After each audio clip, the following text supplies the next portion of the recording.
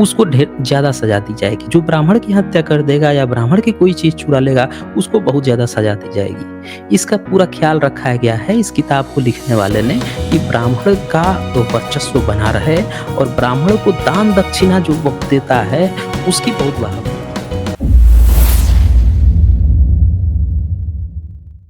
नमो बुद्धाय साथियों, स्वागत है आप सभी का सम्यक कल्चर पे। साथियों, तो आज हम एक ऐसा टॉपिक लेकर आए हैं जिस पर अक्सर चर्चा होती रहती है कि हर साल दिवाली मनाई जाती है और जस्ट उसके अगले दिन गोवर्धन पूजा की बात होती है।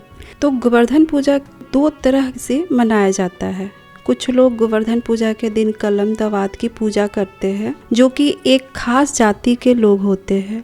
वो अपने आप को कायस्थ बताने की कोशिश करते हैं। शायद सदियों से उन्हें ऐसा ही बताया गया होगा कि वो कायस्थ है और वो अपने आप को एक खास वर्ग के जाति समझने लगते। और सबसे खास बात तो यह है कि उनको अपना खास देवी देवता को भी पकड़ा दिया गया है, जिसका नाम चित्रगुप्त है। इसकी भी एक अलग ही कहानी है। व्यास स्मृति में अंत्यज यानी कि शूद्र से भी नीच बताया गया है। और ये बातें सुनकर कुछ लोगों के पेट में भयंकर दर्द उठने लगता है। साथियों, आश्चर्य की बात तो ये है कि इन लोगों में दम नहीं होता है कि जो ब्राह्मणवादी लोगों ने जो अपने किताबों में लिख रखा है उसको पढ़कर एक बार क्वेश्चन कर सके। जहाँ ब्राह्मण ग्रंथ नहीं है वहाँ जातियाँ बिल्कुल भी नहीं है, और जहाँ पर जातिवाद लोग गए हैं ब्राह्मणीकरण तंत्र से ही वहाँ तक गए हैं। जहाँ पर भी लोग गए हैं, चाहे वह किसी भी वजह से हो, वहाँ पर जाति बरकरार रखे हैं। ये सभी ब्राह्मण तंत्र का ही हिस्सा है। तो इन्हीं सभी विषयों पर एसजे सर चर्चा करेंगे। और साथियों, हम आपको बता दें कि ये बहुत ही खूबसूरत टॉपिक है। तो चैनल पर नए हैं तो चैनल को सब्सक्राइब जरूर करें, साथ ही साथ बेल आइकन बटन को प्रेस करें ताकि नए जानकारियों का नोटिफिकेशन सबसे पहले आप तक पहुँचे।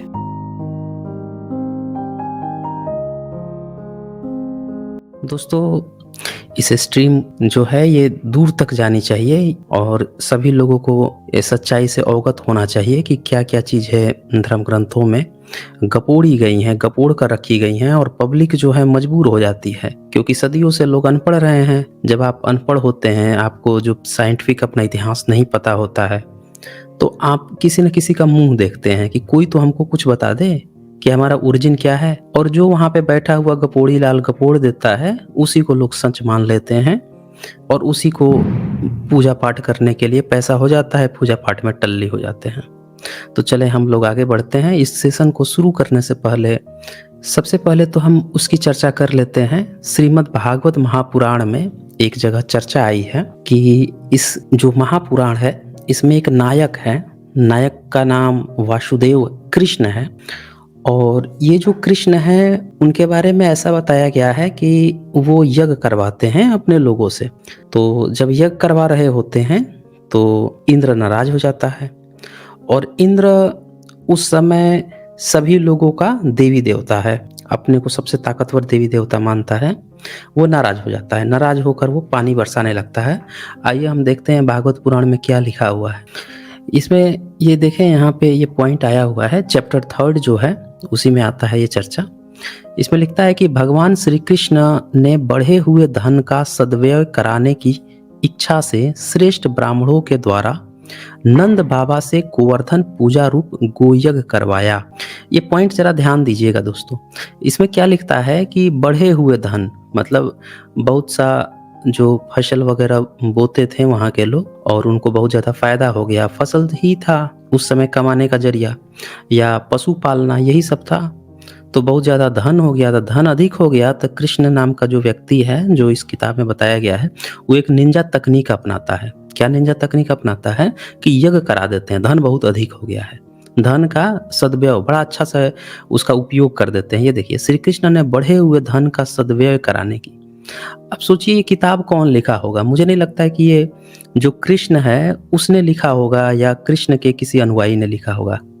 ये उस व्यक्ति ने लिखा होगा जिस व्यक्ति को इस यज्ञ कराने से फायदा मिल रहा होगा। उसने अपने फायदे के लिए कृष्ण के नाम पर ये किताब लिखी है। भाई कोई भी व्यक्ति, जरा सोचिए, आपके घर में पैसा अधिक हो जाए या किसी के भी घर में पैसा अधिक हो जाए तो आप क्या यज्ञ करवाएंगे? ये देखिए कि क्या लिखता है, धन का सद्व्यय कराने की इच्छा से श्रेष्ठ ब्राह्मणों के द्वारा। ब्राह्मण भी है, ब्राह्मण में भी श्रेष्ठ है, ये सोच लीजिए। ब्राह्मणों श्रेष्ठ ब्राह्मण।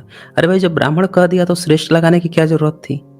यानी कि ब्राह्मणों में भी श्रेष्ठ, यानी ब्राह्मणों में भी ऊंच नीच की बात आ रही है। ये देखिए ध्यान से। तो जो श्रेष्ठ ब्राह्मण है उसके द्वारा नंद बाबा से गोवर्धन पूजा का रूप गुह्य कराया। यानी श्री कृष्ण भी ये बात मान के चलता है कि उसके पास धन का सद्व्यय कराने की कोई भी निंजा तकनीक नहीं है। कोई गरीब है उसके लिए कुछ खुलवा दे, या जो जो गीता में इसने बात की है कि हमने चारों वर्ण बनाए हैं, तो जो शूद्र वर्ण है उसको पढ़ने का अधिकार नहीं है। शूद्र वर्ण को पढ़ने का अधिकार नहीं है, ऊपर के 3 वर्णों की सेवा करने का अधिकार है। तो ये नहीं कि उनके लिए पढ़ाने की व्यवस्था कर दें या इस तरह की, है तो काल्पनिक चीज है। लेकिन फिर भी जो इन्होंने किताबें लिखी है उसके अनुसार भी ये पता चलता है कि कृष्ण को बिल्कुल भी अक्ल नहीं है, ये ब्राह्मणों का फायदा कराना चाहता है इस भागवत पुराण किताब के अनुसार। तो ये क्या करता है कि यज्ञ करवाता है। अब जरा सोचिए कि कोई यज्ञ करवाता है गोवर्धन पूजा में।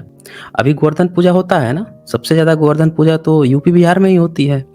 ये क्षेत्र माना गया है जहां जहां बुद्धा की जो संस्कृति थी उसके ऊपर ही सबसे ज्यादा रामकृष्ण थोपे गए। आप देख लीजिए, बुद्धा का क्षेत्र कहाँ था? यूपी बिहार, यही था ना सबसे बड़ा क्षेत्र। और इन्हीं क्षेत्रों में राम और कृष्ण को थोपा गया। राम जो है कहाँ पे? अयोध्या थोपा गया, यूपी का पार्ट है। कृष्ण कहाँ का पार्ट है? वो भी यूपी का है। अब बुद्धा कहाँ के हैं? वो भी यूपी के हैं, उत्तर प्रदेश के। तो जहां बुद्धा थे, बुद्धा को ही बाइक वो करने के लिए, कब्जा करने के लिए, खत्म करने के लिए 2 काल्पनिक चरित्र थोपे गए और उन्हीं क्षेत्र में थोपे गए। ये सबसे ज्यादा गौर करने वाली बात है दोस्तों।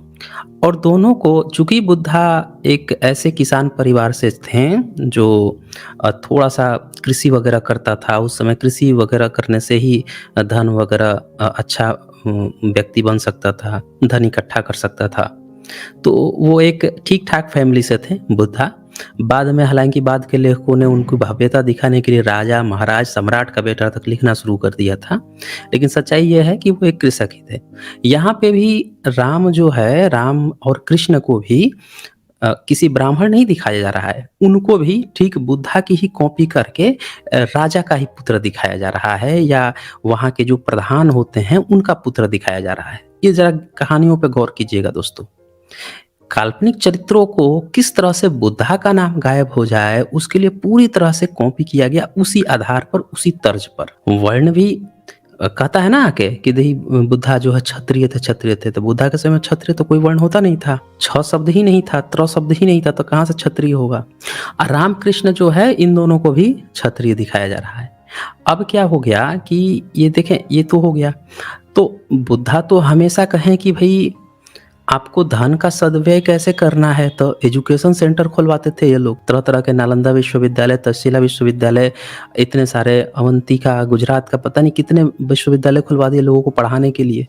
अब बदले में ये लोग पैसा वैसा कुछ नहीं लेते थे, सिर्फ खाने की 2 जून की रोटी लेते थे। 2 जून भी नहीं, 1 जून खाते थे ये लोग। वो भी शाम को नहीं खाते थे, दोपहर 3 बजे से 2 बजे से पहले ही खा लेना होता था इन लोगों को। तो ये नियम बना रखा था इन लोगों ने, खाने के लिए बस आप दे दीजिएगा, बाकी पढ़ा लिखा हम आपके बच्चे को देंगे, ये नियम था। हमको कोई गहना गुड़िया, धन संपदा नहीं चाहिए, ये नियम था। लेकिन यहाँ पे इन लोगों ने क्या बना रहे हैं, भगवान श्री कृष्ण जो है इनको धन व्यय करना है, तो भैया गरीब लोग जो है उनकी व्यवस्था मत सुधारो, अपने राज्य ग्राम में और भी जो चीजें हैं उनको मत सुधारो। क्या सुधारना है? तब बस धन का सद्व्यय कैसे होगा, तब ब्राह्मण को बुला के यज्ञ करा दो, गोवर्धन पूजा यज्ञ करा दो। अब जरा सोचिए, मुझे एक चीज बता दीजिए कि कौन से, किस जगह पे लोग गोवर्धन पूजा करते हैं और यज्ञ हवन कराते हैं ब्राह्मण को बुला के? आपको याद है? इसका मतलब ये है कि इस डेट का भी ब्राह्मणीकरण किया गया है दोस्तों। गोवर्धन पूजा करती हैं महिलाएं, करती हैं महिलाएं जो हैं, जाती हैं और वो क्या करती हैं कि गोबर वगैरह होता है, गोबर से उठा के यमी टाइप का कुछ बनाती हैं, चित्र वगैरह बनाती है, अगले दिन गोवर्धन कूट देती हैं, इस तरह का पर्व त्योहार बनाती हैं। और इस समय चावल वल की, पुआल वगैरह की वो होती है, फसल कटी वटी रहती है। तो और इसके बाद से शादी वगैरह भी शुरू हो जाता है, क्योंकि फसल कटाई उठाई हो ही जाती है और संपदा फसल आ ही जाती है, धन संपदा हो ही जाती है, तो इसके बाद से शादी विवाह का कार्यक्रम शुरू होता है। लेकिन कोई यज्ञ नहीं करवाता है। लेकिन इस किताब से, भागवत पुराण की किताब से ऐसा लग रहा है कि इसको ये बात तो पता है कि इस समय समण परंपरा के लोग हैं, कोई ना कोई कार्यक्रम करते हैं, तो इसमें कृष्ण के नाम से इसने कहानी जोड़ दी कि धन का सदव्यय कैसे कराना है, तो ब्राह्मण को बुला के आपको गोवर्धन पूजा कराना है, गोयज्ञ करवाना है। ये कहानी इसने जोड़ दी। ये यहाँ पे आपको ध्यान से देखना होगा दोस्तों कि कैसे ब्राह्मणीकरण किया है इन लोगों ने, जो भारत की मूल जो सभ्यता संस्कृति थी उसका। आगे देखें, इससे अपना मान जब इंद्रभंग होने के कारण ने क्रोधित होकर वज्र का विनाश करने के लिए मूसलधार जल बरसाना आरंभ कर दिया। अब इस समय बारिश होगी तो बड़ा अजीब सा लगेगा। बारिश होती है इस समय, लेकिन हल्की फुल्की हो जाएगी, लेकिन बहुत ज़्यादा बारिश तो नहीं होती है। अब विशेषकर जिन क्षेत्रों में यूपी बिहार का जो क्षेत्र है उसमें तो इस समय बारिश बिल्कुल ही रेयर होती है, नहीं ही होती है। तो इसमें क्या कहा रहा है कि इस समय इंद्र जो है मूसलधार बारिश बरसाना आरंभ किया। तब भगवान ने करुणावश, ये ध्यान दीजिएगा, भगवान ने करुणावश खेल खेल में ही छत्ते के समान गोवर्धन पर्वत को उठा लिया। अब गोवर्धन पर्वत जो है भाई साहब, पर्वत जो है, पर्वत किसको कहते हैं? एक तो पठार होता है, पठार थोड़ा छोटा होता है, ऊंचाई थोड़ी कम होती है, फ्लैट भी होता है ऊपर से थोड़ा बहुत। अब पर्वत तो काफी ऊंचा होता है, जैसे हिमालय पर्वत हो गया, जैसे और भी बहुत सारे, विंध्याचल पर्वत हो गया। तो गोवर्धन पर्वत को उठा लिया और अत्यंत घबराए हुए वज्रवासियों की, ध्यान दीजिएगा, ये यहाँ पे इस चीज को आपको ध्यान देना है कि वज्रवासियों की तथा उनके पशुओं की रक्षा की। अब ये बताइए, पहाड़ उठा के आप कैसे रक्षा करेंगे? सबसे पहले कि आप पहाड़ को उठाएंगे कैसे, ये बड़ा सवाल है। ये कहानी लिखते समय, ये पुराण लिखते समय बिल्कुल भी इन लोगों ने ध्यान नहीं दिया। कब्जा तो करना चाहते थे, भारत की सभ्यता संस्कृति को हैक करना चाहते थे और उसमें ब्राह्मण को घुसाना चाहते थे कि अब पर्व त्योहार मनाओ। लेकिन देखो, कृष्ण ही कह के गए हैं कि ब्राह्मण से ही करवाना, श्रेष्ठ ब्राह्मण से करवाना।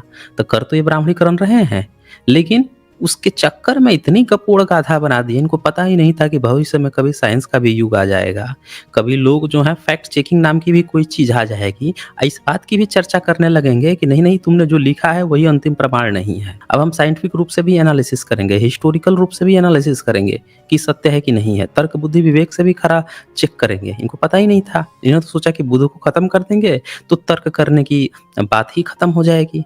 बुद्धा तो कहते हैं कि भैया हर बात को तर्क बुद्धि विवेक पर तोलो, अब वो खत्म कर देंगे। हम बोल देंगे कि नहीं, जो हमने लिख दिया है शास्त्र ही अंतिम प्रमाण है। गीता में इन्होंने लिखा कि कृष्ण ने कह दिया है कि देखो शास्त्र ही अंतिम प्रमाण है।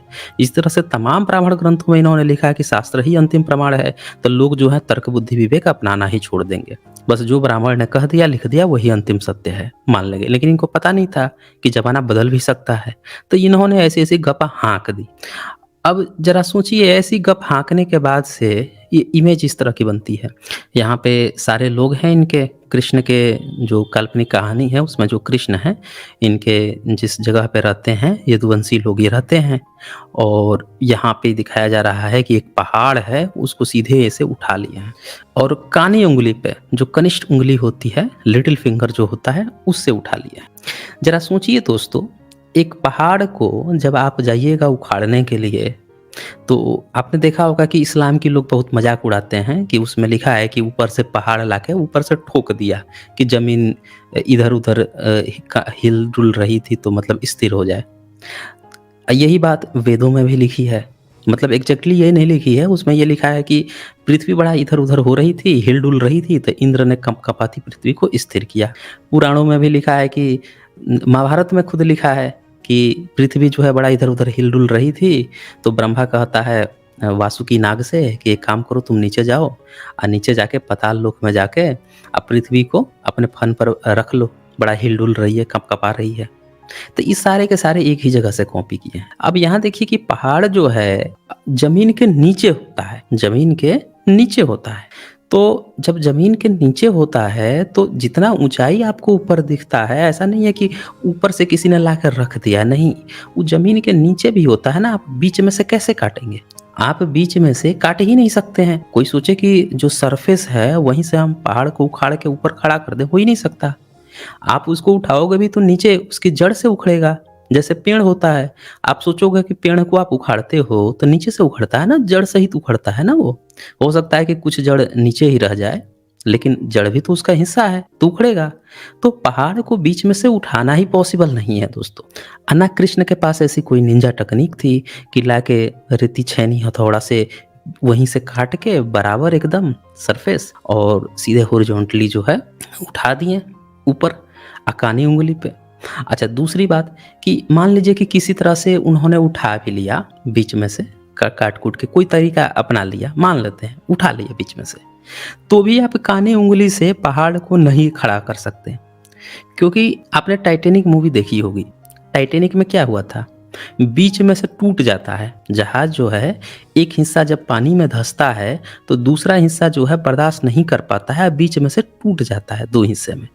तो उसी तरह से जब आप पहाड़ को उठाएंगे ना, तो एग्जैक्टली आप बीच में ही जाके करेंगे ताकि बैलेंस रहे। पहाड़ बैलेंस रखने के लिए आपने पेंडुलम देखा होगा, आपने वो खेल भी खेला होगा बेंच वाला, जिसमें दोनों तरफ बच्चे बैठ जाते हैं और एक ऊपर जाता है तो दूसरा नीचे आता है। तो वो तभी बराबर रह सकते हैं जब ओवरऑल दोनों का वेट बराबर हो, तभी। तो इसमें भी अगर बीच में कोई खड़ा है तो या तो एक तरफ झुक जाएगा पहाड़ या दूसरी तरफ झुकेगा। जब एग्जैक्टली आप बीच में जाओगे बैलेंस करने के लिए, बैलेंस आपने कर लिया, तो पूरा पहाड़ का जो वेट है ना, वो क्या होगा कि एक साइड से या दूसरे साइड पर लोड ज़्यादा बढ़ेगा, बीच से टूट जाएगा। अगर आपने जोर ज़बरदस्ती करके बीच से टांग भी लिया तो बीच से टूट के दो साइड में गिर जाएगा, ऐसा हो सकता है साइंटिफिक रूप से।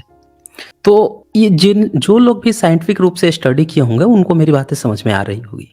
तो ये पॉसिबल ही नहीं है। लेकिन जिसने ये किताब लिखी है, महापुराण लिखा जिसने भी, उसको इतना अकल थोड़े था। वो तो ब्राह्मणीकरण कर रहा था, वो तो अपने दान पुण्य की व्यवस्था कर रहा था कि हम ब्राह्मणों की व्यवस्था हो जाए, हम यहाँ के जो मूल निवासी लोग हैं उनमें घुसपैठ कर लें, अब वो हमें अपने हर चीज़ में मेरी जो अग्नि पूजा है वो करवा ले, अपनी परंपरा में मेरी अग्नि पूजा का घुसा ले। तो वो अपनी अग्नि पूजा जो है भारत की संस्कृति में घुसवा रहा था इस तरह की तमाम कथा कहानियों के माध्यम से। ब्राह्मण आएगा आपके घर में तो हमेशा अग्नि की बात करेगा, याद रखिएगा, हमेशा जो है वो अग्नि की बात करेगा। हवन करना, यज्ञ करना, अग्नि तो पूजा है ना, तो वो ही करेगा। आपकी संस्कृति या प्लस अग्नि पूजा की संस्कृति, यही मिला के ब्राह्मण धर्म बना है। अब आपका पूरा चीज गायब हो गया और वो अग्नि पूजक में समावेशित हो गया, आप धीरे से उससे फंस जाते हैं। आपको नहीं पता है कि जब ब्राह्मण नहीं था तो आपकी सभ्यता संस्कृति के लिए आप किसको अपने घर बुलाते थे? बौद्ध भिक्षुओं को बुलाते थे। वो जैसी चीज 12वीं-13वीं सदी से हटी है तो उसी की जगह पर अग्नि पूजक घुसपैठ बनाया। कैसे घुसा, तो यही सब पुराण उन्होंने लिख के कभी भगवान के नाम पे, भगवान को आपकी जाति से जोड़ के कि देखो कृष्ण आप यादवों की जाति है, जो राम है वो क्षत्रियों की जाति है, और जो कुश है उसकी जाति कुशवाहा है, सीता की जो सैन्य हैं, इस तरह की फर्जी चीज़ें बना के धीरे से घुस गया, पूजा पाठ करवाने लगा और वो आराम से आपके घर में घुस गया। आपको भनक भी नहीं लगी या घुस गया। तो ये देखें, ये पॉसिबल ही नहीं है। तो गोवर्धन का आप इतिहास जान गए होंगे कि इस तरह की कहानी बनाई गई है, बेबुनियाद सी कहानी जो कहीं से भी सही नहीं है। चले अब एक दूसरी कहानी में आपको दिखाता हूँ, चित्रगुप्त कलमदवात की पूजा। तो मैं आप लोगों को बार बार दिखाते आया हूँ कि जो कायस्थ वर्ग है उनको व्यास स्मृति में अंत्यज शूद्र से भी नीचा बताया गया है। कहा गया है कि अगर कायस्थ को भी बात हो जाए ब्राह्मण की तो उसको घर में आकर नहा धोवा के ही घर में घुसना चाहिए, नहीं तो बहुत बुरा पाप लगेगा। और ये भी कहा गया है कि भाई अगर कायस्थ से दिख जाए, उसका चेहरा दिख जाए, उसमें सबके नाम है, ग्वाला का भी नाम है, स्वपच की रात सबके नाम है उसमें, तो ये सब भी नाम है। तो उनके भी अगर दिख जाए, चेहरे दिख जाए तो सूर्य की तरफ देखने लगो, तब पाप छूटेगा, नहीं तो पाप हो गया उनको देख लेना। ये ऐसी बातें लिखी हुई हैं। लेकिन आज की डेट में कायस्थ वर्ग चूंकि संपदा, धन संपदा हो ही गई है उनको पास, तो उन्हें ऐसा लगता है कि हमारे पास तो धन संपदा हो गई है, हम लोग तो जनरल में आते हैं, फिर हमको कोई क्यों कहेगा कि हम नीच हैं, ब्राह्मण हमको क्यों नीच कहेगा। तो दरअसल देखें, हम लोगों का ये नहीं कहना है कि कोई नीच है, हम लोग का ये नहीं कहना है। हमारा ये कहना है कि आपने धन संपदा अर्जित तो कर ली, धन संपदा। अब जो हमारे राष्ट्रपति हैं, ये सब पूर्व राष्ट्रपति थे, उनके साथ एक घटना आई थी कि जब वो लोग जा रहे थे टेम्पल में, तब पुजारियों की इतनी हिम्मत हो गई कि उनके वाइफ जो है उनके साथ धक्का मुक्की कर दिए, भीतर घुसने नहीं दिए। भाई वो तो भारत के राष्ट्रपति हैं, 135 करोड़ लोगों के राष्ट्रपति हैं वो। पूरे वर्ल्ड जो है दुनिया भारत के प्रथम नागरिक हैं। तब ब्राह्मण की इतनी हिम्मत होती है कि वो जाति के आधार पर किसको नीच कह दे, उसके पास कितनी भी संपदा हो जाए। तो ये चीज इतिहास गवाह है। विवेकानंद जो श्रीवास्तव थे, नरेंद्र श्रीवास्तव जो थे, उनके साथ क्या हुआ था? शिकागो सम्मेलन जाना था तो गए तो थे शंकराचार्य के पास, बोले कि हमको हिंदुइज्म जो है उसका वो करना है, रिप्रेजेंटेटिव बन के जाना है शिकागो सम्मेलन में। शंकराचार्य किसी को अंग्रेजी आती नहीं थी कि वहाँ पे जाके वो भाषण स्पीच दे पाएंगे। विवेकानंद श्रीवास्तव अंग्रेजी पढ़े थे, पढ़ने लिखने में ठीक ठाक थे, तो चले गए शंकराचार्य से, बोले कि भैया हमको जाना है, हमको दे दो सर्टिफिकेट। तो शंकराचार्य उनको क्या कह के भगाया था कि तू शूद्र है, तू जाएगा, तू रिप्रेजेंट करेगा हम ब्राह्मणों का, ये कह के भगा दिया वहां से। तो आप जरा देखें कि आप पढ़े लिखे थे, आप पढ़े लिख के भी आपको नहीं दिया गया रिप्रेजेंट करने के लिए, ब्राह्मणिकल सिस्टम ने आपको किसने दिया? फिर बौद्धों ने दिया। श्रीलंका से बौद्ध आए थे, ये तमाम इस तरह की चीजें पड़ी हुई हैं। तो उन लोगों ने फिर आपको सर्टिफिकेट दिया। और विवेकानंद श्रीवास्तव जब वहां पे जाते हैं शिकागो सम्मेलन में, तो वहां पे जाके इन्होंने हिंदू धर्म नहीं लिखवाया दोस्तों, बुद्धिज्म लिखवाया, ब्राह्मणिज्म लिखवाया। वहां पे इन्होंने जो रिप्रेजेंट किया भारत को, तो कभी हिंदुइज्म नाम से नहीं रिप्रेजेंट किया, ये याद रखिएगा। आप खोल के शिकागो सम्मेलन का दिखा दीजिए कि विवेकानंद श्रीवास्तव ने किस धर्म को रिप्रेजेंट किया था, तो वहां पे आएगा बुद्धिज्म एंड ब्राह्मणिज्म, इसको रिप्रेजेंट का आएगा। उन्होंने हिंदुइज्म नहीं लिखवाया था दोस्तों। तो ये हमें चीज समझनी पड़ेगी कि वो श्रीवास्तव होते हुए भी उनको रिप्रेजेंट करने के लिए नहीं दिया गया और उनको शूद्र कहा गया। इसका मतलब कि ब्राह्मणिकल सिस्टम, आप कितने भी पढ़े लिखे हैं, कितने भी संपन्न हैं, आपको वो उसका जो धार्मिक किताब है, उसका जो धर्म है, वो आपको नीचे ही मान रहा है। आप कल को प्रेसिडेंट बन जाए, पीएम बन जाए तो बन गए, ठीक है, आपको सभी लोग आदर करेंगे, रिस्पेक्ट करेंगे, लेकिन जो ब्राह्मण अपना धर्म बना रखा है उसमें आपको नीचे ही कहेगा, वो आपको नीच कहेगा। तो इसमें सबसे अच्छी बात यही है कि तमाम लोगों ने, बाबा साहब सहित, पेरियार सहित तमाम लोगों ने कहा है कि जो धर्म आपको नीच मानता हो, ज्योतिराव फूले जी ने भी कहा है कि जो धर्म आपको नीच मानता हो उसको त्याग देने में ही भलाई है, अगर वो आपको नीच मान रहा है तो। अब दूसरे लोगों का, कुछ ये लोगों का ये कहना होता है कि नहीं देखें, मान लीजिए कि जो गलत बातें हैं उसको तो हम एडिट करके हटा सकते हैं ना, तो हम करें, आप क्यों मिलावट करेंगे? पिछले 1000 साल से आप ये कह के आ रहे थे कि तो ईश्वर की वाणी है, अब आप कह रहे हैं कि उसको हटा दिया जाए, मतलब आप कह रहे हैं कि ईश्वर की वाणी को हटा दिया जाए। आप होते कौन है? मिलावट करने वाले। आप ये मिलावट करने चले हैं भाई। ईश्वर की वाणी था 1000 साल से और अब आप कह रहे हैं उसको हटा दिया जाए। आप होते कौन है? ईश्वर को बुला के लाइए ना, वो कहेगा ना कि हम हटा रहे हैं, मेरी वाणी है कि नहीं है, वो एडिट करे। आप कौन होते हैं एडिट करने वाले? तो ये चीज ध्यान देनी पड़ेगी दोस्तों। अगर कोई ये सोच रहा है कि चलो एडिट कर देते हैं, तो फिर इसका मतलब कि वो किताब जो है वो ईश्वर की वाणी नहीं है, फिर इसका मतलब आप लोगों ने लिखी है। और आप लोगों ने लिखी है, आप सोच रहे हो कि फिर लिख के फिर पूरे भारत पे चिपका देता, हम क्यों माने हम उसको? जब वो ईश्वर की वाणी नहीं है, आपके द्वारा आपकी कठपुतली है कि जब आपका तंत्र आए तब आप उसको अच्छा बना दो, जब आए तब बुरा बना दो, जब मन करे तब एडिट कर दो, तो हम लोग क्यों माने? वैसी किताबें हम भी लिख देंगे, संबुक संहिता लिख देंगे, संबुक को महान बना देंगे, ब्राह्मण को नीचे कर देंगे, हम भी लिख देंगे, हमको भी जब मन करेगा एडिट कर देंगे। हम आपकी किताब क्यों माने? फिर आपने तो ये कह के फंसाया है कि ये कृष्ण की वाणी है, ये राम की वाणी है, ये भगवान की वाणी है, ईश्वर वाणी है, तभी लोग उसको सुन रहे थे।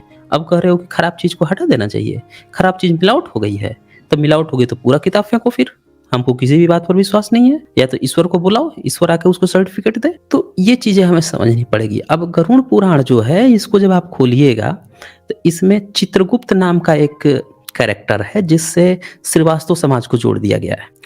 और वो चित्रगुप्त का काम क्या है वो मैं दिखा देता हूँ आप लोगों को।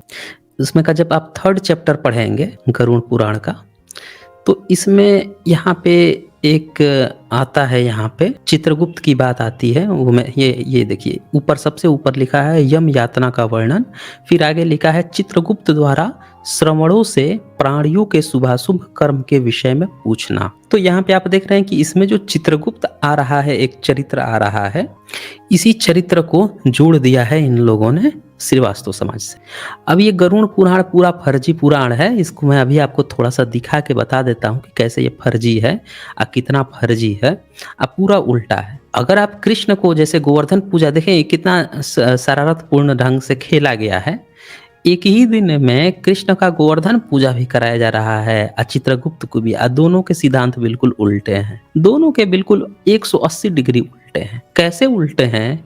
तो देखिए, गरुड़ पुराण जो है इसमें कहता है यम यातना का मतलब आप जब मर जाते हैं, आपकी जो बॉडी होती है उसको यमराज जब ऊपर लेके जाता है तो वो उसको आपको तरह तरह की सजा देता है। तो उस सजाओं का वर्णन इस तीसरे अध्याय में किया गया है। तीसरे अध्याय, चौथे अध्याय में खूब सजाओं का बात की गई है। मतलब आपका कैसे सजा दी जाएगी, आप जो है खोलते कढ़ाई में डाला जाएगा, आपको नरक कैसे भोगना पड़ेगा, क्या भोगना पड़ेगा, ये सारी बातें दी गई है। अब मैं सुनाता हूँ आपको थोड़ा सा ताकि आप लोगों को पता चले। ये देखें, ये हाहाकार से परिपूर्ण उस पुर को देखकर प्राणी प्राणी क्रंदन करने लगता है। उसके क्रंदन को सुनकर यमपुर में विचरण करने वाले यम के गण प्रतिहार द्वारपाल के पास जाकर उस पापी के विषय में बताते हैं। धर्मराज के द्वारा सर्वदा धर्मध्वज नामक प्रतिहार स्थिर रहता है। वह द्वारपाल जाकर चित्रगुप्त वहाँ का कौन है? तो लिखने पढ़ने वाला है। और लिखने पढ़ने वाला क्यों है? क्योंकि आज की डेट में जो श्रीवास्तव लोग होते हैं उन लोगों को मुनीब के तौर पे रखा गया था।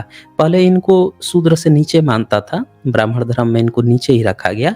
ये भी भारत के मूल निवासी लोगों में ही आते थे, इनको बहुत नीचे किया गया। लेकिन हुआ क्या कि मुगलिया पीरियड में, मुगल सल्तनत में जो मुस्लिम शासकों में इन लोगों ने मुस्लिम शासकों के लिए मुनीबी सीख ली और मुनीबी सीख के उनका जो बही लेखा खाता था वो तैयार करते थे। इससे क्या हुआ कि मुगलिया सल्तनत मुस्लिम जो थे वो इनको अच्छे खासे पैसे देने लगे, क्योंकि बही खाता ये लोग संभालने लगे। तो ब्राह्मण धर्म ने बाद में इनको, जब ये गरुड़ पुराण लिखा तो चित्रगुप्त से जोड़ दिया। और चित्रगुप्त क्या करता है, मरे हुए लोगों का बही खाता लेखा जोखा रखता है। तो इनसे उनका कनेक्शन जोड़ दिया कि देखो ऊपर वो रखता है ना, इसीलिए तुम्हारा है। चित्रगुप्त क्या है? नीचे पोस्ट पे है, वहां पे भी यमराज से भी नीचे पोस्ट है। यमराज तो खुद नीचे पोस्ट है, यमराज से भी नीचे पोस्ट पर है चित्रगुप्त। उनसे इनका कनेक्शन जोड़ दिया, किसी अच्छे देवता से इनका नहीं जोड़ा। ये चीज ध्यान में रखिएगा। क्यों जोड़ा? क्योंकि ये मानता था कि ऊपर ये बही लेखा जोखा रखता है और ये लोग, तो इसीलिए मुगलिया सल्तनत में आप देखे होंगे कि उसके बाद से ही जो श्रीवास्तव समाज था, ये लोगों का स्तर थोड़ा सा ऊंचा हो गया पैसे के मामले में। लेकिन धार्मिक मामले में ब्राह्मण ने उनको हमेशा नीचा ही माना है। पैसे से ये अच्छा हो गए क्योंकि ये आराम से बही खाता लेखा मुनीबी काम संभाल लेते थे। अब यहाँ पे क्या होता है कि वह द्वारपाल जाकर चित्रगुप्त से उस प्राणी के शुभ और अशुभ कर्मों को बताता है। इसके बाद चित्रगुप्त भी उसके विषय में धर्मराज से निवेदन करते हैं। अच्छा, एक बात और मैं समझाता हूँ कि जो श्रीवास्तव समाज है, कायस्थ समाज है, वो सरकारी नौकरी में बहुत ज़्यादा था। क्योंकि जब उसने मुनीबी वगैरह सीख ली थी तो वो लोग क्या करते थे, बही लेखा जोखा से वो लोग जो भी वैकेंसी आती थी ना, तो जहाँ भी कलर की पोस्ट होती थी, ये होती थी, उसमें बहुत आसानी से भर्ती हो जाते थे। उनका परंपरागत उन्होंने अपना उसको वो बना लिया था, बिजनेस ही बना लिया था। तो अब उससे क्या हुआ कि जब देश आज़ाद हुआ तो सरकारी नौकरियों में इनका प्रतिशत बड़ा अच्छा था, देश आज़ाद हुआ था। लेकिन धीरे धीरे ब्राह्मणिकल सिस्टम ने इनके सारे पोस्ट खा गया। आज जब आप गणना करेंगे, आज़ादी के समय में जब गणना करेंगे सरकारी पोस्टों पे, तो आप देखेंगे कि श्रीवास्तव समाज सरकारी नौकरियों में बहुत ज़्यादा था। लेकिन जो सरकार के तरफ से 51% आज की डेट में है, आप पहले जो 79 या 85 के करीब में प्रतिशत थी, जब ओबीसी को नहीं रिजर्वेशन मिला था तब, तो उस समय तक जो है प्रतिशत इनका काफ़ी अच्छा हुआ करता था। लेकिन ब्राह्मणिकल सिस्टम के बच्चे जो हैं धीरे धीरे हावी होते गए, घुसते गए और इनको धीरे धीरे वहाँ से बाहर निकालते चले गए। तो ये लोग सरकारी नौकरियों में पीछे हो गए। आज की डेट में क्या स्थिति है कि ये लोग ये नहीं समझते हैं कि इनका हिस्सा जो है वो ब्राह्मणिकल सिस्टम ने खा लिया, रिप्लेस कर दिया, वहाँ पे उनके बच्चे घुस गए। और इन लोगों को क्या गलतफहमी हो गई कि जो SC/ST का रिजर्वेशन है वो इनकी जॉब ले लिया। ऐसा नहीं है। अगर ऐसा रहता तो आज़ादी के समय में ही इनका प्रतिशत डाउन होना चाहिए था, नहीं हुआ, धीरे धीरे डाउन हुआ। खैर आगे बढ़ते हैं, ये दूसरा मुद्दा है, जब रिजर्वेशन पे बातें करेंगे तो वहाँ पे हम इन चीज़ों को समझ सकते हैं। यहाँ आगे बढ़ते हैं। तो इसके बाद चित्रगुप्त भी उनके विषय में धर्मराज से निवेदन करते हैं। अब ये देखिए इसका नीचे वाला जो है ये 7, 8, 9 ये क्या कहता है? ये कह रहा है कि हे तार्क्ष्य, जो नास्तिक और महापापी प्राणी है। गरुड़ पुराण जो है लिखने वाला जो व्यक्ति है वो क्या कह रहा है? जो नास्तिक है। नास्तिक किसको ये कहते थे? आपको याद होगा भारत में उस समय जो बुद्धिस्ट होते थे उन्हीं को नास्तिक कहा जाता था। सिर्फ बुद्धिस्ट को ही नास्तिक कहा जाता था, बाकी सबने सरेंडर कर दिया था। जैन को भी नास्तिक अर्धनास्तिक माना जाता था। तो जो नास्तिक और महापापी प्राणी है, नास्तिकों को ये महापापी प्राणी से तुलना करते हैं। जैसे ये लोग शूद्र को पशु और ढोलक से और गंवार से तुलना करते हैं, नारी को भी शुद्ध ढोलक और पशु और गंवार से करते हैं, उसी तरह देखिए नास्तिक को महापापी प्राणी से तुलना करते हैं। तो लिख रहा है नास्तिक और महापापी प्राणी हैं, उन सभी के विषय में धर्मराज यथार्थ रूप से भली भांति जानते हैं। तो वे चित्रगुप्त से उन प्राणियों के पाप के विषय में पूछते हैं और सर्वज्ञ चित्रगुप्त भी श्रवणों से पूछते हैं। श्रवण ब्रह्मा के पुत्र हैं। तो ये आप यहाँ पे देख पा रहे हैं साफ साफ कि कैसे उस समय बुद्धिस्टों को नास्तिक कहा जाता था और बुद्धिस्टों को महापापी ऑटोमेटिकली मान लिया जाता था और उनको डर दिखाया जा रहा है कि अब जो लोग बुद्धिस्ट से या जो ईश्वर को नहीं मानेगा तो उनसे चित्रगुप्त जो है महापापी मानेगा और उनके विषय में ये सब चीजें जो है लिखेगा, पूछेगा। श्रवण जो होते हैं वो चित्रगुप्त के गुप्तचर हैं। मतलब आपने भेदिया जो होता है ना, जो खबर पहुंचाता है, खबर पता लगाता है, तो इन्होंने जो गरुड़ पुराण लिखा है उसमें एक चित्रगुप्त का किरदार बनाया है कि जो बही लेखा जोखा रखता है और उसको खबर कहाँ से मिलेगी चित्रगुप्त को इंसान के बारे में, तो उसके लिए उन्होंने श्रवणों को बनाया है। श्रवण क्या करेगा कि जाएगा सब इंसान का बही लेखा जोखा देखेगा, कौन पाप किया है, कौन अच्छा किया है, कौन दान दिया है, कौन नहीं दिया है। इनका पूरा फोकस इसी बात पर रहता है कि जो दान नहीं देता है उसको ढेर ज्यादा सजा दी जाएगी, जो ब्राह्मण की हत्या कर देगा या ब्राह्मण की कोई चीज चुरा लेगा उसको बहुत ज्यादा सजा दी जाएगी। इसका पूरा ख्याल रखा गया है इस किताब को लिखने वाले ने कि ब्राह्मण का वर्चस्व बना रहे और ब्राह्मण को दान दक्षिणा जो बहुत देता है उसकी बहुत वाहवाही की गई है, और नहीं तो उसको महापापी माना गया है। तो ये पूरा ब्राह्मणीकरण करके ये किताब लिखी गई है, ये गरुड़ पुराण। इसी में चित्रगुप्त का बार बार चर्चा आएगा कि ये चित्रगुप्त उनका बही लेखा जोखा रख रहा है, उसी से कायस्थ समाज को जोड़ा गया है। अब यहाँ पे और आगे देखें, ये लिखता है कि मनुष्य छिपकर अथवा प्रत्यक्ष रूप से जो कुछ करता और कहता है वह सब श्रवण एवं श्रवणिया चित्रगुप्त से बताते हैं। तो यहाँ पे आप देख रहे हैं कि श्रवण और श्रवणिया को काम क्या है कि ये दिन रात यही देखते रहते हैं कि जो मनुष्य जो है वो क्या करता है क्या नहीं करता है। इन्होंने यहाँ श्रवण लिख दिया है। श्रवण बेसिकली इनको लिखना चाहिए था समण लिखना चाहिए था। समण लोग यानी जो बौद्धों के जो लोग होते थे, बुद्धिस्ट लोग होते थे, जिनको लोग ज्ञानी पुरुष मानते थे, महात्मा मानते थे कि ये लोग बहुत ज्ञानी हैं, बुद्धिजीवी हैं, ये सारी चीज़ों को समझ लेते हैं, जान लेते हैं, उनको ही इसने क्या किया है, श्रवण लिख दिया है, थोड़ा ब्राह्मणीकरण कर दिया है। अब बता रहा है कि मनुष्य छिप कर या प्रत्यक्ष रूप में जो करता है वो सब भी ये श्रवणिया देख लेते हैं। और श्रवणिया कौन है? तो बौद्ध भिक्षुओं की जो उस समय हुआ करती थी, बौद्ध भिक्षुनी, उनको एक तरह से इन लोगों ने ब्राह्मणीकरण करके ये चित्रगुप्त से जोड़ दिया है। क्योंकि ब्राह्मण धर्म में तो ब्राह्मणियों को पर्दा प्रथा थी, बाहर निकलने वेद सुनने तक का अधिकार नहीं था, तो ये सब काम कहाँ से वो कर पाती, गुप्तचरी का काम। तो ये सारी चीजें आप यहाँ पे देख पा रहे हैं। इसके बाद से इसमें अब आगे क्या होता है कि ये ऊपर देखें, ये सत्यवादी श्रवणों को सत्यवादी कहा गया है। सत्यवादी श्रवण पापियों के पाप कर्म को जानकर धर्मराज के सम्मुख यथावह कह देने के कारण दुखदायी हो जाते हैं कि सारा चीज सही सही बता देते हैं, वो तो सत्य बोलते हैं। क्योंकि जो समण होते थे उनको सत्य ही बोलना होता था। बुद्धा का जो पंचशील पॉइंट है, पंचशील है, उसमें क्या है कि सदा सत्य बोलो, तो हमेशा सत्य बोलते थे, तो सारा चीज बता देते हैं इससे। और ये कह रहे हैं, ऐसा होता नहीं है, काल्पनिक चीजें हैं, लेकिन ये किताब लिखने वाले ने कैसे उनका ब्राह्मणीकरण किया है ये देख लीजिए। अब फिर ये दुखदायी हो जाते हैं। फिर आगे लिखता है, सूर्य चंद्रमा वायु अग्नि आकाश भूमि जल हृदय यम दिन रात दोनों संध्याएं और धर्म, ये मनुष्य के वृत्तांत को जानते हैं। आगे लिखता है, धर्मराज चित्रगुप्त श्रवण और सूर्य आदि मनुष्य शरीर में स्थित सभी पाप और पुण्यों को पूर्णतः देखते हैं। अब ये बोल रहा है कि धर्मराज हो, चित्रगुप्त हो, अश्रमण हो, असूर्य हो, ये मनुष्य के शरीर में जितने भी पाप पुण्य हैं उन सबको हमेशा देख लेते हैं। अब बताइए कैसे देख लेगा? 135 करोड़ है भारत में, कौन क्या कह रहा है वो देख लेते हैं। इस्लाम है, ईसाई है, सिख है, बौद्ध, जैन है, वो सब क्या कर रहे हैं उनको भी देखता है, हैं? तो उनका आज तक कौन सी सजा दिया है कि आज भी दिनों दिन क्रिश्चियनिटी जो है टॉप पे बना हुआ है, इस्लाम दूसरे नंबर पे है। कैसे बना हुआ है ये सब? तो ये चीज़ यहाँ पे देखने वाली बात है। आगे नीचे वाला देखें तो लिखता है, वे पापी यम के ऐसे भयंकर रूप को देखते हैं जो हाथ में दंड लिए हुए बहुत बड़ी काय वाले भैंसों के ऊपर, बताइए भैंस के ऊपर जो है संस्थित बैठा रहता है यमराज। प्रलयकालीन मेघ के समान आवाज वाले, काल के गर्जन पर्वत के समान बिजली के प्रभाव वाले, आयुधों के कारण भयंकर 32 भुजा वाले। बताइए 32 भुजा वाला होता है यमराज। देख लीजिए, कहानी सुन लीजिए इनकी। बता रहे हैं कि 32 भुजा वाले यमराज, 3 योजन के लंबे चौड़े विस्तार वाले। योजन समझ रहे हैं ना? एक योजन ये कितना बताते हैं?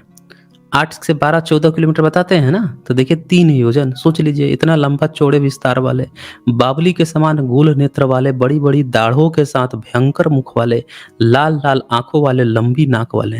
और क्या लिखता है यहाँ पे 22, 23, 24 जो है चैप्टर 3 का, इसमें लिखता है मृत्यु और ज्वर आदि से संयुक्त होने के कारण चित्रगुप्त भी भयावह है।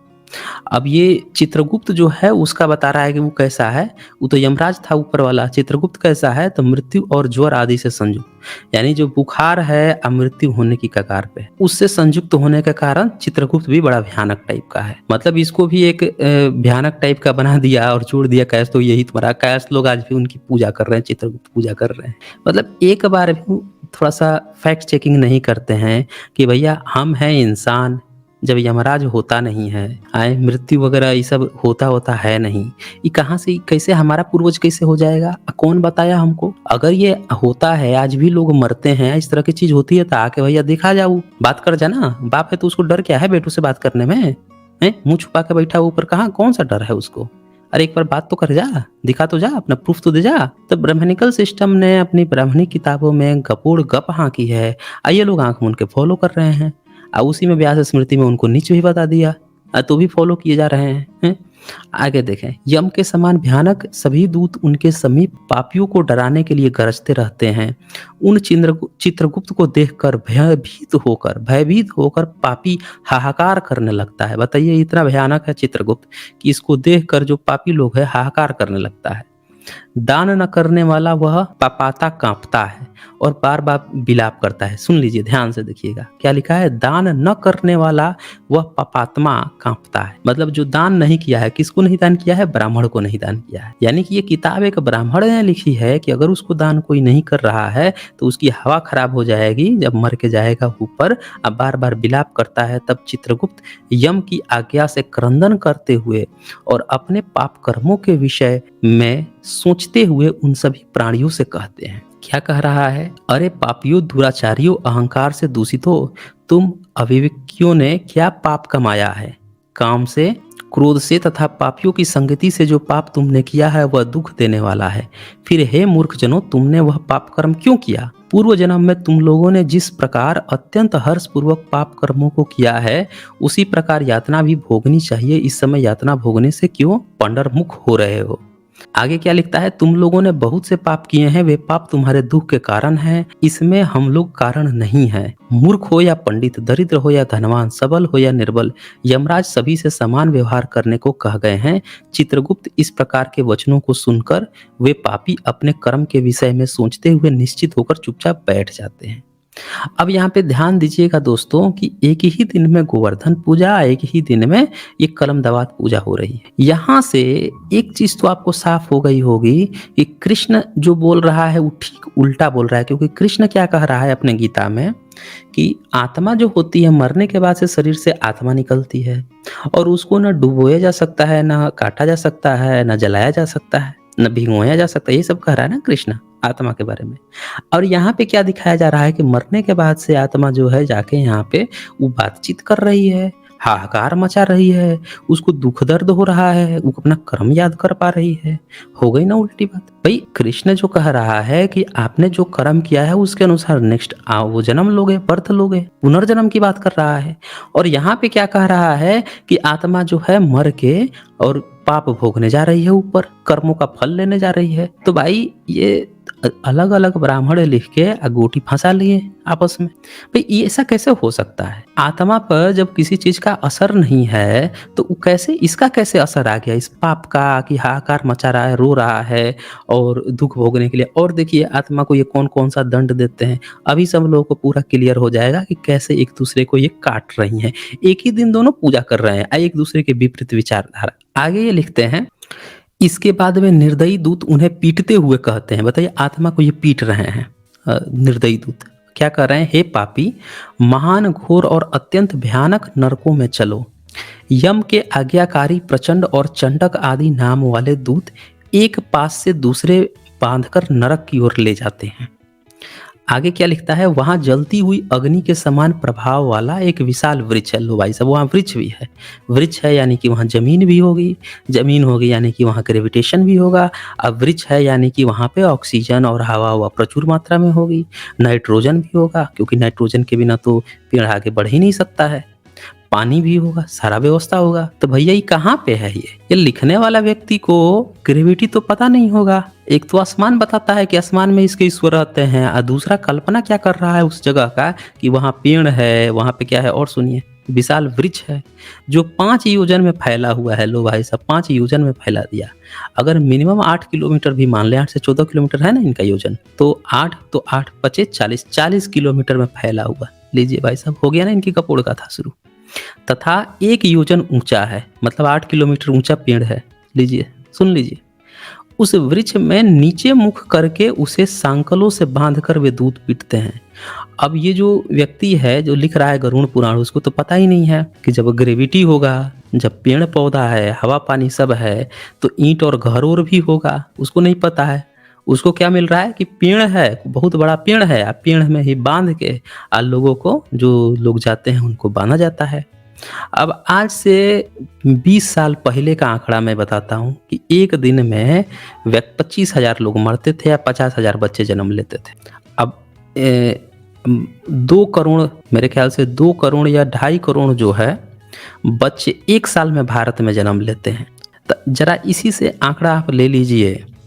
अगर एक साल का हम आंकड़ा ले लें कि 2.5 करोड़ बच्चे अगर भारत में जन्म लेते हैं, तो इससे जो है आप एक अनुमान लगा सकते हैं कि भाई जो 5, इसने बताया ना कि 5 योजन में फैला हुआ है पेड़, तब 5 योजन 40 किलोमीटर मान लेते हैं कि चलो 40 किलोमीटर।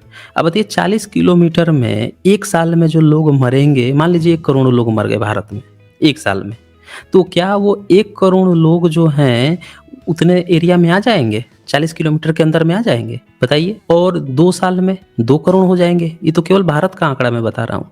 पूरे विश्व का आंकड़ा लीजिएगा तो क्या उतने में आ जाएंगे? नहीं आएंगे ना। तो ये जो लिखा है जो व्यक्ति, उसको पता ही नहीं था कि दुनिया में कितनी जनसंख्या है, और ये तो सिर्फ इंसान की बात कर रहा है। मैं कह रहा हूँ कि इनके अनुसार तो जो कुत्ते, चील, जितने जीव जंतु हैं, कीड़े मकोड़े, फतिंगे, सब के सब में आत्मा होती है इनके अनुसार। तो वो सबकी भी तो, उनको भी तो कोई वहां पे जाकर देता होगा ना, उनको भी सजा देता होगा, उनकी भी तो लाइन लगेगी जीव जंतुओं की। वो कहाँ जाएंगे फिर हैं? तो इनको ये कहानी ही नहीं पता है, कपोड़े जा रहा है। जितनी बुद्धि थी, छोटी सी बुद्धि थी, या बुद्धि किस चीज की थी कि हमें पब्लिक से दान लेना है। मेन इनका एम क्या था? डर दिखा के, अंधेरे का डर दिखा के टार्च बेचो, यानी ये सारा चीज दिखा के हमें पब्लिक से दान ऐंठना था कि नहीं तो तुम्हें ये सजा मिलेगी। आइए कब लिखा है इन्होंने? तो ये सब देखा था इस्लाम से, इन्होंने देखा था ये सारी चीज़ें। इस्लाम में ही जहन्नम में जाकर और वो जो है अल्लाह या जो भी है उनको सजा देगा, इस तरह की बात नहीं। तो भारत की समण परंपरा में तो ये सब कुछ है नहीं। वहाँ पे तो नरक का मतलब, जो नरक जो शब्द है ये समण परंपरा में भी आया हुआ है, लेकिन वहाँ पे उसका क्या मतलब है कि जो गलत चीज़ है, गलत कर्म है, उसकी बात कही गई है। कोई स्पेसिफिक जगह नहीं है सजा देने वाली, ये चीज़ समझना पड़ेगा हमें। लेकिन इन्होंने क्या किया, इस्लाम से ये सीख कर इसको पूरा उन्हीं की तरह बना दिया कि ये सांकल में बांध कर दूध पीटते हैं, वहाँ जलते हुए वे रोते हैं, वहाँ उनको कोई रक्षक नहीं होता। अब बताइए आत्मा का रक्षक नहीं होता है? ये लिखने वाला इसको गीता नहीं पढ़ाता क्या ये? और क्या लिख रहा है? हाँ, रक्षक नहीं होता। उसी सालमली वृक्ष में भूख और प्यास से पीड़ित। अब बताइए आत्मा जो है उसको भूख और प्यास भी लग रहा है, सुन लिया आपने कहानी। कृष्ण कहता है कि आत्मा को भूख प्यास तो बहुत दूर की बात है, उस पर तो कोई असर नहीं पड़ता। ये क्या कह रहा है कि भूख प्यास से पीड़ित तथा यमदूतों द्वारा पीटे जाने पर अनेक पापी लटकते रहते हैं। बताइए, आत्मा जो है लटकते रहता है। वे आश्रय विहीन पापी अंजलि बांधकर हे यमदूतों मेरे अपराध क्षमा कर दो, ऐसा दूतों से निवेदन करते हैं। बताइए, आत्मा बोल भी रहा है वहां पे। क्या कमाल के हैं। तो आप यहाँ पे देख पा रहे हैं कि ये सारी बातें जो है लिखी हुई है, इनका लेखा जोखा कौन करता था? तो चित्रगुप्त करता था। ऐसा इन लोगों ने लिखा है। पूरा कहानी ही फर्जी है, यानी चित्रगुप्त भी फर्जी है। और देखें आगे, तुम लोगों ने ये ऊपर देखिए 40 नंबर वाला जो श्लोक है वो भी देख लीजिए। बार बार लोहे की लाठी, अब जरा सोचिए लोहा की खोज कब हुई है? मुगद्दरों, भालों, बर्छियों, ये सोचिए ये सब कब आए हैं? ये सब हथियार गदाओं और मुसलों से उन दूतों द्वारा वे अत्यधिक मारे जाते हैं। बताइए, इनसे इनकी पिटाई सुताई हो रही है आत्माओं की। और सुनिए, मारने से जब वे चेष्टा रहित और मूर्छित हो जाते हैं, तब उन निश्चिष्ट प्राणियों को देखकर यम के दूत कहते हैं, अरे दुचारियों पापियों, तुम लोगों ने दुराचार क्यों किया? सुलभ होने वाले भी जल और अन्न का दान कभी क्यों नहीं दिया? सुन लिया आपने? इनका उद्देश्य क्या था यहाँ पे लिखना कि सुलभ होने वाले भी जल और अन्न दान क्यों नहीं दिया? ये सारी ठुकाई वहाँ पे इसलिए हो रही है कि तुम लोगों ने जब जिंदा थे तब दान क्यों नहीं दिया? अन्न का दान। दान किसको देना है? ब्राह्मण। यानी कि दोस्तों आप देख रहे हैं कि ब्राह्मणवादी जितनी किताबें हैं जिसके आधार पर आप किसी चीज को मान रहे हो, वो एक खास प्रयोजन और एक खास विशेष तौर पर लिखी गई है। अंधेरे का ये जो डर दिखाया जा रहा है, जिस टार्च की बात की जा रही है बेचने की, वो टार्च क्या है? दान देना, कि तुमको ब्राह्मण का दान देना ही देना है।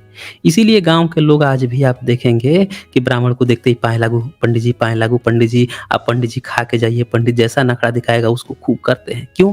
उनको यही डर दिखाया गया है कि मरने के बाद से तुम्हारे साथ ये हो जाएगा, वो हो जाएगा। वो आज तक डरे हुए हैं, डरे हुए लोग हैं ये, इसलिए ऐसा करते हैं। ये डर के मारे फंसे हुए लोग हैं।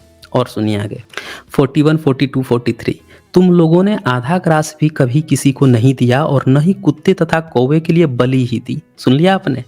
इनकी ठुकाई इस बात से हो रही है कि तुमने आधा ग्रास, एक कवर कहा जाता है ना, हाथ से उंगलियों से जब आप एक कवर उठाते हो मुंह में डालते हो एक बाइट, तो उसका आधा ग्रास, आधा कवर, उसको कहा जा रहा है कि नहीं दिया।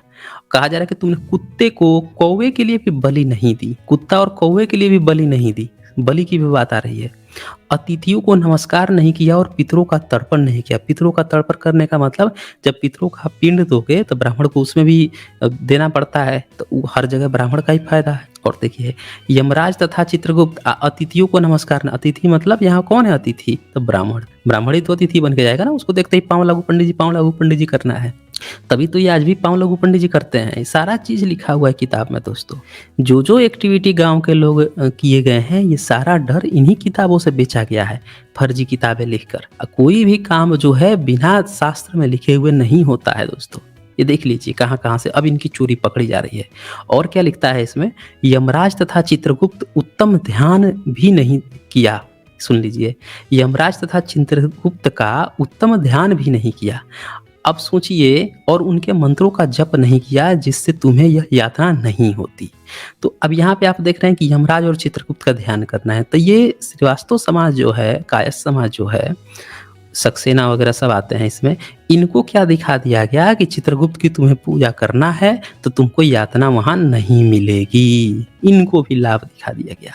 अब जो व्यक्ति कमजोर दिल वाले होते हैं, जिनको डरपोक होते हैं कि कोई पर्चा मिल गया जिसमें लिखा है कि अगर तुम इसको 10 जगह नहीं बांटोगे, 50 जगह नहीं बांटोगे तो 5 दिन बाद तुम्हारे घर में मृत्यु हो जाएगी, तुम्हारे घर ये हो जाएगा, वो हो जाएगा। वो बेचारे डर के इतने बड़े फट्टू लोग होते हैं कि तुरंत छापुआ वपुआ के 10-50% बेच भी देते हैं। ये हाल होता है, इतने डरे हुए लोग। तो ये कमजोर दिल वालों लोगों को इस तरह से डरा डरा के ये सब चीजें लिख के इनसे पूजा करवाई गई, और इसीलिए चित्रगुप्त पूजा हो रही है दोस्तों। ये यहाँ पे साफ साफ इस चीज का आ जाता है कि यमराज और चित्रगुप्त का उत्तम ध्यान भी नहीं किया, उनके मंत्रों का जप नहीं किया जिससे तुम्हें यह यातना नहीं होती। अगर किए होते तो ये तुम्हें यातना नहीं मिलती। और सुनिए, कभी कोई तीर्थ यात्रा नहीं की। देखिए, तीर्थ यात्रा की बात आ गई ना, तीर्थ यात्रा की सारा चीज लिखा हुआ है, सारा अंधेरे का डर यहाँ दिखाया गया है। देवताओं की पूजा भी नहीं की। लो भाई साहब, गृहस्थ आश्रम में रहते हुए भी तुमने हंतकार नहीं निकाला। देखिए ये भी बात आ गई। अब यहाँ पे जो बलि की बात आई थी, कुत्ते और कौवे की बलि, तो ये नीचे नोट्स लिखा हुआ है, नोट एक बार पढ़ लीजिए। लोग कहते हैं कि ब्राह्मण धर्म में बलि प्रथा ही नहीं है। देखिए नोट्स में क्या लिखा है नीचे। हंतकार का मतलब भोजन के पूर्व चौक में बलि वैश्वदेव तथा पंच बलि की विधि है। पंच बलि की विधि है, बलि देने की बात चल रही है दोस्तों। 5 चीजों की बलि देने की बात चल रही है। क्या है पंच बलि में? क्या है? तो गाय, कुत्ता, कौवे, कीट, कीड़े मकोड़े तथा अतिथि देव, इन 5 के निमित्त भोजन का कुछ अंश निकालने का विधान। इसे हंतकार कहा जाता है। जहाँ बलि वैश्वदेव संभव नहीं होता, वहाँ माताएं अग्नि में अन्न की आहुति देकर गौ आदि के लिए कुछ भोजन सामग्री निकाल देती हैं। तो ये अब क्या किए हैं इन लोगों ने कि बलि शब्द जो है ना, वो इसको शाकाहारी दिखाने के लिए ये लोग अभी बात करते हैं कि जहाँ नहीं संभव है वहाँ पे अन्न का जो है अग्नि में चढ़ा दो। नहीं तो ये साफ साफ ये भी लिखे हैं कि यज्ञ के समय बलि चढ़ाना ही चढ़ाना है दोस्त। आगे भी दिखा दूंगा, आगे भी लिखा हुआ है इनके। फिर ये आगे क्या कहते हैं, संतों की सेवा नहीं की, इसीलिए अब स्वयं को किए गए पाप का फल भोगो। चूंकि तुम धर्महीन हो, इसीलिए तुम्हें बहुत अधिक पीटा जा रहा है। सुन लीजिए, चूंकि तुम धर्महीन हो। धर्महीन कौन है? याद है ना आपको? ये जब किताबें लिखी जा रही थी तब धर्महीन कौन था? भारत के बुद्धिस्ट लोग। बौद्ध सारे खत्म किए जा चुके थे और वहाँ पे जो लोग बचे हुए थे, श्रमण परंपरा के लोग, जब बौद्ध सारे खत्म हो गए तो वही लोग धर्महीन बचे थे। उनको ही डरा के दिखाया जा रहा है कि तुम लोगों ने ये सब काम नहीं किया है तो तुमको ये सजा दी जा रही है, यानी कि तुम लोग अभी भी समय है, तुम हमारे शूद्र बन जाओ। इसकी बात चल रही है, इसीलिए तुम्हें अधिक पीटा जा रहा है। भगवान हरि ही ईश्वर है। देखो हरि का ईश्वर बताया जा रहा है। और नास्तिक भी आपने देखा कि नास्तिक पाप में जाते हैं, ये लिखा है इन लोगों ने। और देखें, वे ही अपराधों को क्षमा करने में समर्थ हैं। हम तो उन्हीं की आज्ञा से अपराधियों को दंड देने वाले हैं। ऐसा कहकर वे दूत निर्दयता पूर्वक उन्हें पीटते हैं और उनसे पीटे जाने के कारण वे जलते हुए अंगार के समान नीचे गिर जाते हैं। अब एक सवाल यहाँ पे आता है कि भाई ये सारा चीज कौन ब्राह्मण देख के इसमें लिखा है? ये घटना अगर होती है कहीं पे तो ये कौन ब्राह्मण जो है ये सब अपने आंख से देखा है कि ऐसी ऐसी चीजें होती हैं? भाई गवाही दे, वो आके बताएं। यहाँ पे जिस ब्राह्मण ने इन किताबों को लिखा है वो आके बताए तो सही कि भैया किसने ये लिखा है, किसने ये देखा है अपने आंखों से कि ऐसा ऐसा कर देते हैं। और नीचे देखिए, नीचे तो क्या लिखा है, नीचे गिरे हुए उन प्राणियों को कुत्ते खाते हैं और वे रोते हैं। समझ रहे हैं? कुत्ता जो है, कुत्ता खा रहा है अतः वो रो रहे हैं। कौन? आत्मा को कुत्ता खा रहा है। सुन लीजिए कहानी। और क्या लिखता है, रोते हुए उन पापियों के मुख में यमदूत धूल भर देते हैं। लो भाई, मिट्टी जमीन भी है, यमराज के यहाँ जमीन है, जमीन पर ही यमराज है। या जहाँ आसमान में है वहां पे स्पेशल पृथ्वी खड़ा कर रखा है, धूल उठा के उसके मुंह में भर देता है। और क्या लिख रहा है, कुछ पापियों को विविध पासों में बांधकर मुगदरों से पीटते हैं। कुछ पापी आरे से काष्ठ की भांति 2 टुकड़ों में किए जाते हैं। लो भाई, आरी भी रखा हुआ है वहां पे, आरी से काट रहा है 2 टुकड़े में। कुछ भूमि पर गिरकर कुल्हाड़ी से खंड खंड किए जाते हैं। लो भाई साहब, आत्मा जो है उसको कुल्हाड़ी से खंड खंड किया जा रहा है। तो या तो भैया ये कितने बड़े ढपोर संख लोग हैं, इसी से सोच लीजिए। एक ही दिन में 2-2 पूजा करवाई जा रही है और दोनों के सिद्धांत ठीक उल्टे। कृष्ण कह रहा है आत्मा को कोई फर्क ही नहीं पड़ता, उसको कोई फर्क ही नहीं हो सकता है, उसको न काटा जलाया, न डुबोया जा सकता है, न भिगोया जा सकता है। इधर बोल रहा है ये जो गरुड़ पुराण बोल रहा है कि भैया उनको ये सजा दी जाती है। और देखिए, कुछ को गड्ढे में आधा गाड़कर और सिर में बाणों से भेदन किया जाता है। लो भाई साहब, आत्मा जो है उसको आधा जमीन में गाड़ कर बाणों से भेदन किया जाता है। कुछ दूसरे पैर वाले यंत्र में डालकर, लोग पेरने वाले यंत्र में, ऊपर पेराई का भी यंत्र रखा हुआ है। बड़ा मेहनती है चित्रगुप्त और यमराज जो हैं, बड़ा मेहनती हैं। आटा चक्की से लेके गन्ना पेराई सारे यंत्र रखे हुए हैं। लिखता है, पेरने वाले यंत्र में डालकर झडूदंड गन्ने की भांति पेरे जाते हैं। लो भाई साहब, गन्ना की तरफ पेर देता है। कुछ को चारों ओर से जलते हुए अंगारों से युक्त उन्मुख जलती हुई लकड़ी से ढक करके लोह पिंडी की भांति धधकाया जाता है। लो भाई साहब, ये तो लग रहा है कि पूरा जो बढ़ई और जो लोहार समाज है वो लोग जो काम करते हैं उनका पूरा देख के ये लिखने वाला लिख रहा है। कुछ को धुई के खोलते हुए कड़ाहों में, कुछ को तेल के कड़ाहे में तले जाते हुए बड़े की भांति इधर-उधर चलाया जाता है। तो देखा आपने यहाँ पे आत्मा को ये घी घी के खौलते हुए कढ़ाई में तेल के कढ़ाई में तल रहा है। ये कहानी इन लोगों ने यहाँ पे लिख रखी है। इसी तरह से नीचे और भी यहाँ पे लिखा हुआ है कि नीचे यहाँ पे लिखता है कि किसी को कुएं में फेंका जाता है, किसी को पर्वत से गिराया जाता है, किन्हीं के हाथ पैर बांधकर अधोमुख लटकाया जाता है, कुछ दूसरे कीड़ों से युक्त कुंडों में डुबो दिए जाते हैं जहाँ वे कीड़ों के द्वारा खा लिए जाते हैं। देख लीजिए, जहाँ वे कीड़ों के द्वारा व्यथित होते हैं। कुछ पापी वज्र के समान चोंच वाले बड़े बड़े कौवे, गीधों और मांसभोजी पंछियों द्वारा इस नेत्र में, मुख में चोंचों से आघात करके नोचे जाते हैं। तो ये तमाम चीजें आ रही हैं। इन सब का बही लेखा जोखा कौन रखता है? चित्रगुप्त रखता है दोस्त। ये चित्रगुप्त जो है, इसकी ये लोगों बता दिया गया है कि यही आपके वो हैं देवी देवता हैं, आपको इन्हीं की पूजा करनी है, तो आपको ये सब यात्रा नहीं भुगतना पड़ेगा। और देखें यहाँ पे क्या लिखता है, कुछ दूसरे पापी ऋण को वापस करने की प्रार्थना करते हुए कहते हैं, मेरा धन दो, मेरा धन दो। भाई आत्मा को धन याद रहता है, धन दो, धन दो।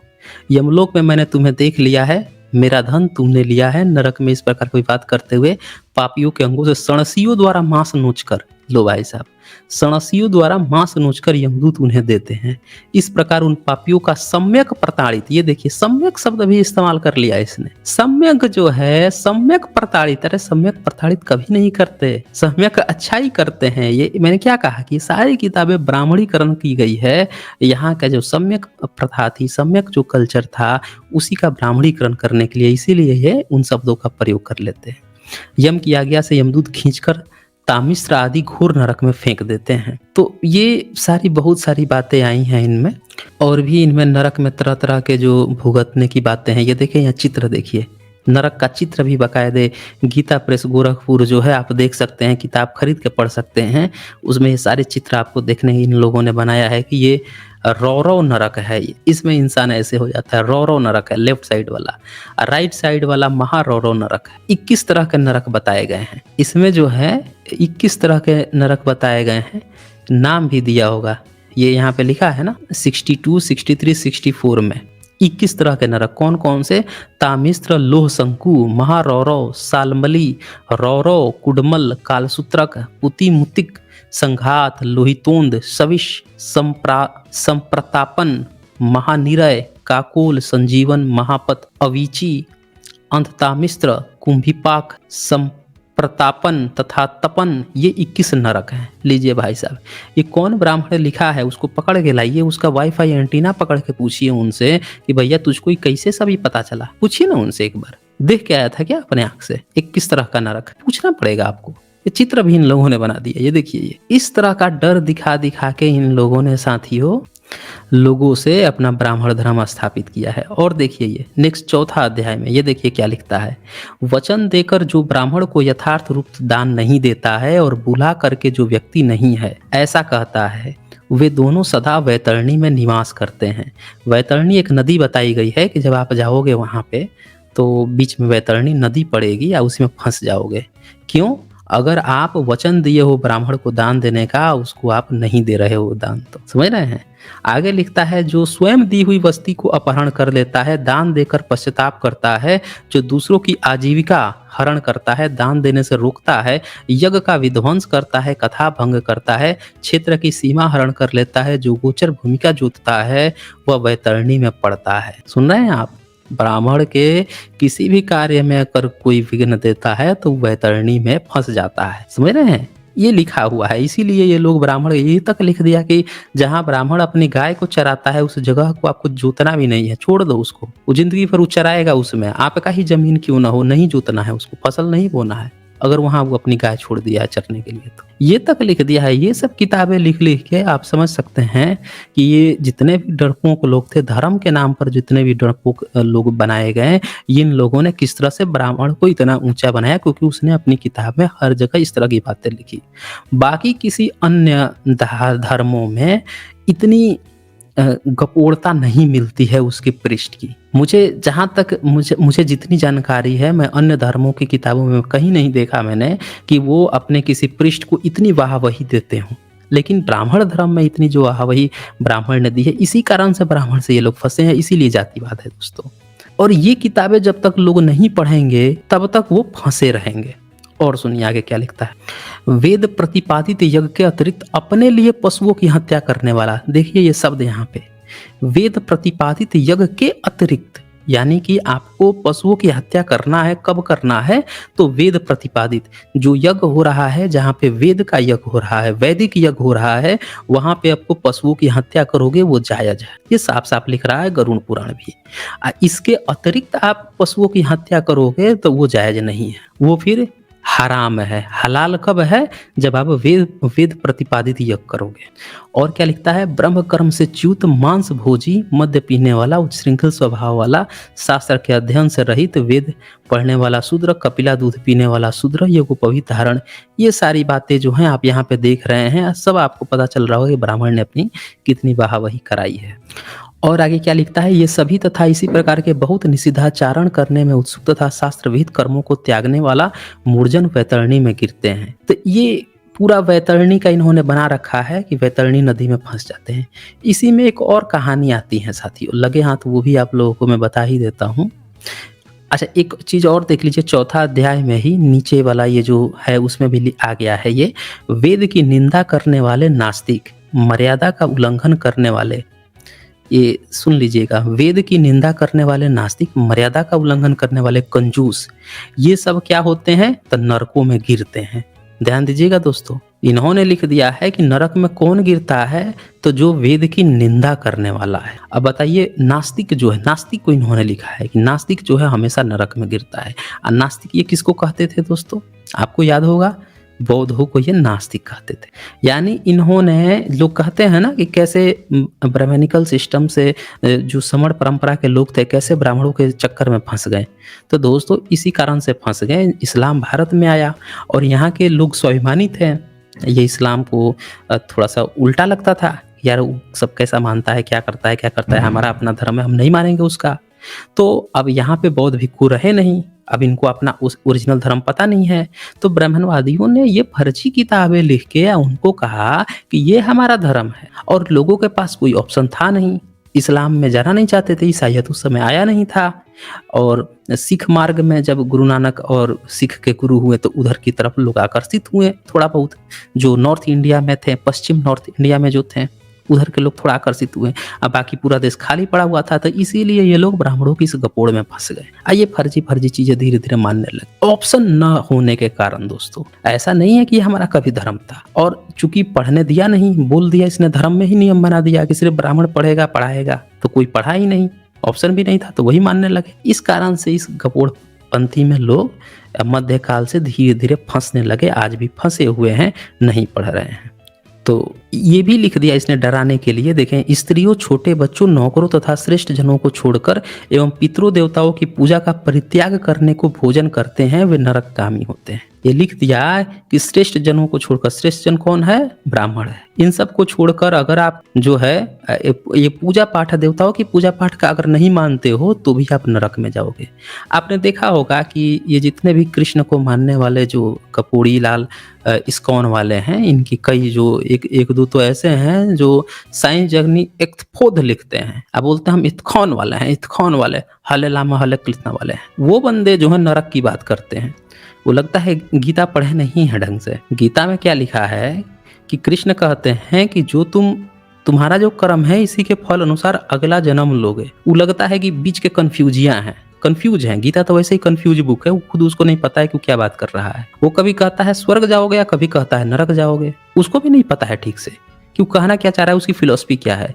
अरे भाई, जब आप एक बार फिलॉसफी कर रहे हो कि आत्मा जो है वो न मर सकती है, न कट सकती है, न जलाई जा सकती है, न डुबोई जा सकती है, न भिगोई जा सकती है, तो वो किस चीज के लिए नरक में जाएगी, क्या करने नरक में जाएगी, क्या करने स्वर्ग में जाएगी, बार बार वो पुनर्जन्म ले रही है कर्म का फल भुगतने के लिए। तो कर्म का फल भुगतने के लिए नरक में कैसे चली जाएगी। तो ये बंदे जो हैं आपको देखे होंगे, मैं कमेंट में भी देखता हूँ, इस्कॉन अपना चिल्लाते रहते हैं, आके बताएंगे कि तू नरक में जाएगा। मैं तो कहता हूँ कि मैं नरक में आ जाओ, तुम देखे हो नरक तो आके बता जाओ, कृष्ण को ही बुला लाओ, हम भी देख लेते हैं नरक क्या होता है, बुला लाओ ना।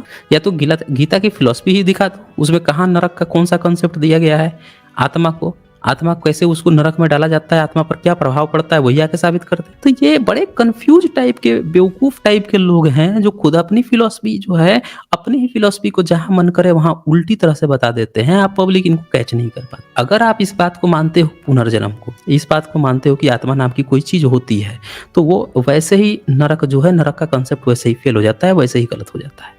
ये बात यहाँ पे क्लियर है। अच्छा, इसी तरह से जो है और भी बातें लिखी गई हैं। अच्छा, एक और कहानी आती है गरुड़ पुराण में। क्या आती है कि उसमें यम यमी का भी कंसेप्ट बताया गया है कि यम यमी दोनों भाई बहन हैं, और यमी जो है उसकी बहन है यमराज की। तो उसका कोई बच्चा वच्चा नहीं है बच्चा पाने के लिए, क्योंकि इन लोगों ने नियम बना रखा है कि जिसका बच्चा नहीं होगा ना, पुत्र नहीं होगा, तो वैतरणी में फंस जाएगा, वैतरणी पार नहीं कर पाएगा। अब वो चाहती है बच्चा, उसकी बहन यमराज की, यम की। तो यमी जो है वो क्या कहती है यम से कि तुम मुझे बच्चा दे दो, बच्चा पैदा करो। इस तरह की भी कहानी आई है। तो वो मना करता है। तो उसमें वो श्राप वराप देती है कि जाओ तुम जिंदगी भर यही सब काम करते रह जाओगे, तुम पार कराते रह जाओगे, वैतरणी पार कराते जाओ। ये भी कथा कहानी आई है। आपने देखा होगा गोवर्धन पूजा में यम यमी का भी ये लोग चित्र बनाते हैं, भाई बहन का भी ये लोग बनाते हैं। इसके साथ और भी बहुत सारी कहानियां हैं यम यमी की से रिलेटेड, कि भाई भैया दूज जिसको ये लोग कहते हैं, उसके और भी कुछ कहानियां हैं, कई सारी, बहुत सारी अलग अलग भी कहानियां परोसी गई। तो ये सारा कंसेप्ट है दोस्तों। आपने देखा कि किस तरह से ये लोग अंधेरे का डर दिखाकर और तब ये टार्च बेच रहे हैं, और कहानियाँ कुछ और हैं। समण परंपरा के लोग अपनी चीज़ें कुछ अलग ढंग से मनाते थे। ये फर्जी कहानी पिछले 500 साल में, 600 साल के अंदर बुन के पब्लिक को इसमें फंसाया गया है। आज़ादी के बाद से तो खूब तेज़ी से इसको इन लोगों ने फंसाया है पब्लिक को। अब मुख्य उद्देश्य इनकी किताबों का आपने देख लिया है। दान जो ब्राह्मण को देगा, ब्राह्मण को जो खुश रखेगा, हर चीज ब्राह्मण ब्राह्मण ब्राह्मण, पूरा ब्राह्मण ने अपने फायदे के लिए ही ये तमाम ग्रंथ लिखी है। अब पब्लिक को यही चीज नहीं समझ में आती है, वो इसको धर्म ग्रंथ समझ ली है। तो जिस दिन पब्लिक की आंख खुल जाएगी, उसी दिन जो है ये सारी कहानी सबको समझ में आ जाएगी। तो उम्मीद है आप सभी को इस वीडियो से बहुत सारी जानकारियाँ मिली होगी। तो ऐसे ही अपना प्यार बनाए रखें और वीडियो को शेयर करें, हमें सपोर्ट करें, वीडियो को लाइक भी करें। तो मिलते हैं एक और नए धमाकेदार जानकारी के साथ। नमो बुद्धाय।